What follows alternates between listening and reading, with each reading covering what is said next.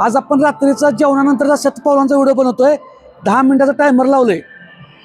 दररोज आपण शतपावली करतो. शतपावली करताना आहार आणि व्यायाम याबद्दलची माहिती सांगतो. त्याच्यामध्ये खास करून काय असतं, आपलं वजन कमी करणे आणि पोट कमी करणे. वजन कमी करताना आपल्याला काय शिकतोय आपण की आहारामध्ये, घरच्या आहारामध्ये काय घ्यायचं. जर तुम्ही चपाती खाताय तर त्याच्याबरोबर भाजी आमटी काय असावी, प्रोटीनची भाजी आमटी अगोदर असावी. मग प्रोटीन कशातून मिळते? सर्व प्रकारची कडधान्य, मूग, मटकी, चवळी, सर्व प्रकारच्या डाळी. ह्याच्यामध्ये परत काळजी घ्यायची आहे की मसाला आणि तेल कमीत कमी वापरायचं आहे. हे शाकाहारी लोकांसाठी. जे मांसाहार घेतात त्यांनी चिकन, मासं, अंडी हे चालतंय.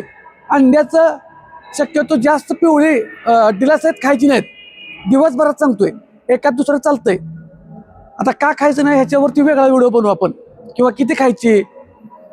आणि हे असताना ताटामध्ये त्याच्यात सोबत रंगीबेरंगी ताट असलं पाहिजे. रंगीबेरंगी म्हणजे काय? फायबरयुक्त पालेभाज्या. काकडीचा रंग कसा आहे बघा, टोमॅटोचा कसा आहे बघा, मुळा असेल मुळा बघा, गाजर बघा, असं मिक्समध्ये ताटामध्ये कलरफुल ताट पाहिजे कच्च्या पालेभाज्यातून. म्हणजे ते तुम्हाला शरीराला व्हिटॅमिन्स, जीवनसत्व, पर तुमचं फायबर हे सगळं मिळणार आहे तुम्हाला. त्याच्यामुळं लक्ष द्यायचं आहे, तुम्हाला काळजी करायची आहे की फायबर, प्रोटीन अगोदर ताटात आणि नंतर इकडे बघ, नंतर तुम्ही हे करायचं आहे. कॅमेरा डबल बाळा. तर तुम्हाला कंटिन्यू लक्ष द्या की हे करायचं आहे. फायबर आणि प्रोटीनचा आहार हा सकाळ, दुपार, संध्याकाळ जे काय तुम्ही जेवता त्यात जेवणाच्या प्रत्येक ताटामध्ये पाहिजे आहे.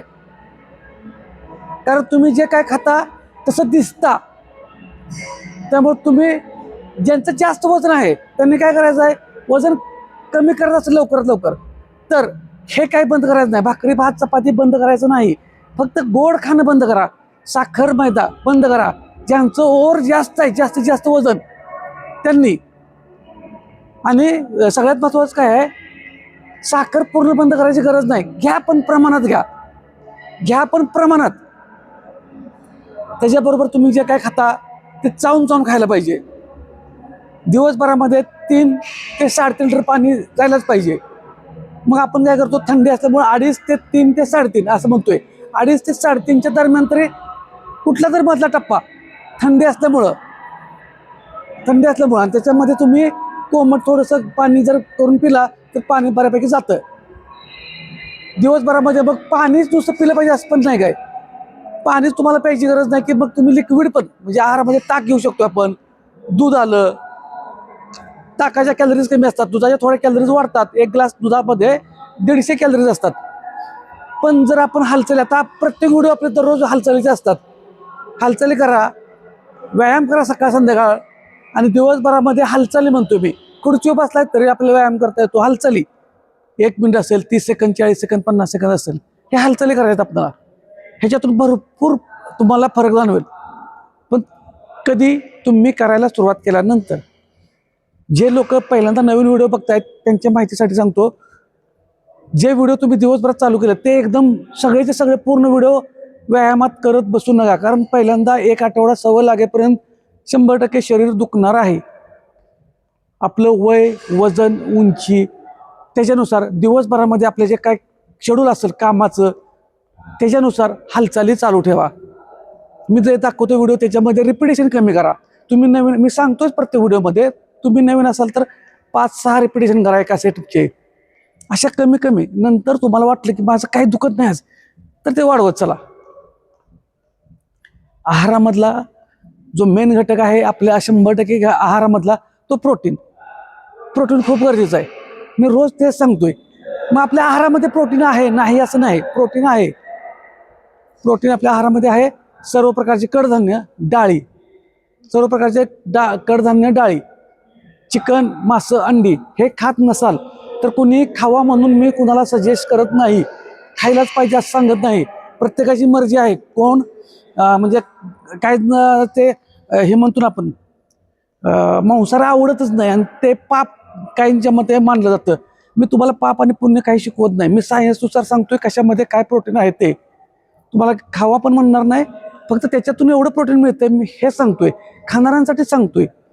त्यामुळे लक्षात ठेवा, कुणालाही सांगत नाही मी खा म्हणून. तुमची इच्छा म्हणजे मी जबरदस्ती असं म्हणत नाही, जे असेल ते. ह्याचा अर्थ असा नाही की तुम्ही ते खाल्लं नाही तर तुम्हाला मिळणारच नाही प्रोटीन, असं अजिबात नाही. सर्व प्रकारचे कडधान्य तुमचं वजन कमी होणार नाही ह्याचा अर्थ असा पण नाही. 100% वजन कमी होणार, ते खाल्ल्यावर होणार असं सांगत नाही. त्यामुळं बिंदास राहावा. शाकाहारी लोकांना सुद्धा 100% शक्य आहे. फक्त काय करायचं, कडधान्याच्या ज्या काय रेसिपी असतील, कधी मोड आलेलं, कधी उसळ, कधी वरण करून, हे वेगवेगळ्या वेळेला वेगवेगळ्या वेळे खायचं आहे. तुम्ही जर 2 टाइम खाल्लं तर न्यूट्रिशन मिळणार नाही. वेट लॉस होईल पण मसल लॉस सुद्धा होऊ शकतो. ह्याच्यामधून मसल लॉस सुद्धा होऊ शकतो. त्यामुळं प्रोटीनला आपल्याला महत्त्व द्यायचं आहे. का तर आपलं जसं वय वाढेल तसं मसल लॉस होऊ नये म्हणून. आणि प्रोटीनचा योग्य आहार गेला, 1 किलोला 1 ग्रॅम प्रोटीन लागतं. मसल तुमचा लॉस नाही झाला तर तुमचं जसं जसं वय वाढेल तसं तुम्हाला त्रास होणार नाही. आणि प्रोटीनचा चांगला इंटेक गेल्यामुळं तुम्हाला जास्त भूक लागत नाही, जास्त काय तर खाऊ खाऊ वाटत नाही. आणि ह्याच्यामुळं तुमचं वजन तर कमी होणार आहे, बॉडीमधील जे काय फॅट पर्सेंट आहे ते पण कमी होणार आहे. आणि ह्याच्यासोबत फायबरला सुद्धा महत्त्व द्यायचं आहे. त्यामुळे त्या काय फायबर आपल्याकडे सगळ्या कच्च्या पालेभाज्या, तंतुमय पदार्थ, थोडक्यात तंतुमय पदार्थ खायचे आहेत. हां, आणि ह्याच्यामधून तुम्हाला जे काय तुम्ही दिवसभरामध्ये हालचाली करतायत त्या बर्न होणार आहेत. एक लक्षात ठेवा, दिवसभरामध्ये कंटिन्यू 1 तास, 1.5 तास, 2 तास ह्याच्यापेक्षा जास्त वेळ कंटिन्यू बसून राहू नका. नाहीतर मग तुमच्या शरीराचं म्हणजे पोट वाढणं, वजन वाढणं हे राहणारच आहे. बाकीच्या हालचाली, सारख्या हालचाली असाव्यात, सारख्या म्हणजे एकसारखं बसून नसावं, असं माझं मत आहे. पुस्तकातली जी काही मी वाचतो त्याच्यातून मी सांगतो तुम्हाला. असं नाही की म्हणत मी तुम्हाला हे केलाच. मग आपलं कामा शेड्यूल जरी बैठ असेल तर तुम्ही खुर्चीवर बसला तरी हातपाय हलवू शकता बसल्या बसल्या. तशा हालचाली करा. असं काही नाही की बैठकाच मारलं पाहिजे, सपाटाच मारलं पाहिजे, जोरच मारलं पाहिजे, डिप्सच मारलं पाहिजे, असं पण नाही. वेगवेगळ्या ॲक्टिव्हिटी मी पण दाखवत असतोय. ज्या तुम्हाला जिथं शक्य आहे त्या तिथं करू शकता. ज्या तुम्हाला आवडतात किंवा हे सोपं आहे मी करू शकतो त्या सेव्ह करून द्यावा. तशा पद्धतीने करा. रोज आणखी नवीन नवीन जर काही व्हिडिओ मी तुम्हाला पाठवत असतोय ते पण करा. फक्त काय करायचं आहे, ॲक्शन घ्यायची आहे. अजिबात तुम्हाला परफेक्शनच्या मागं लागू नका. कोणताही व्यायाम चुकत नाही. मग आता बरेच जण आपल्याला येऊन मध्येच म्हणतील व्यायाम ह्याच्यानंतर जेवणानंतरचा शतपावली हो करतात.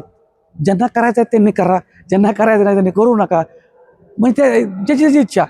मी काल पण सांगितलं की 100% मी बरोबर आहे असं मी सांगणार नाही.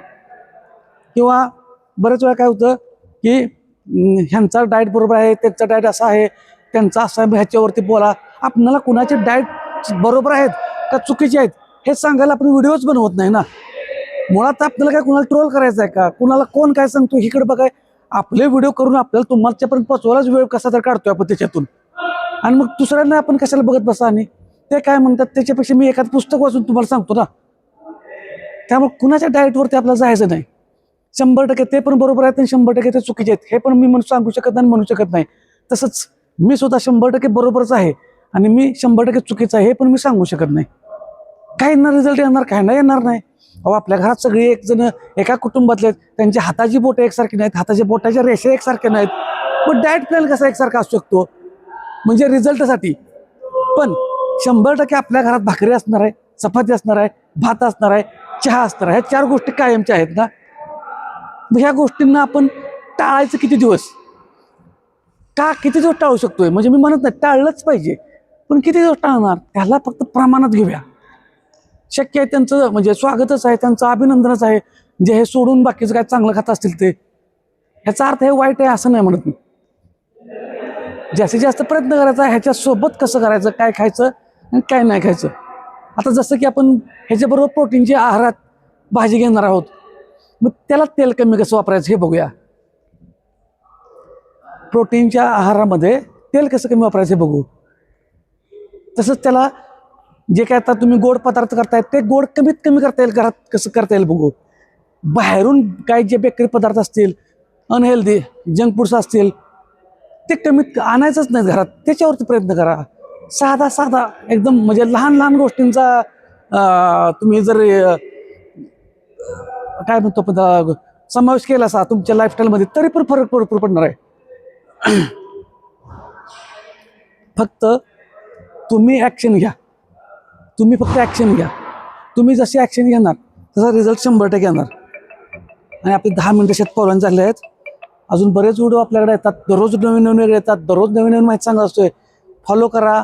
फक्त कारणं सांगायचं नाहीत. व्यायामाला सुरुवात करा. हालचाली करा. धन्यवाद.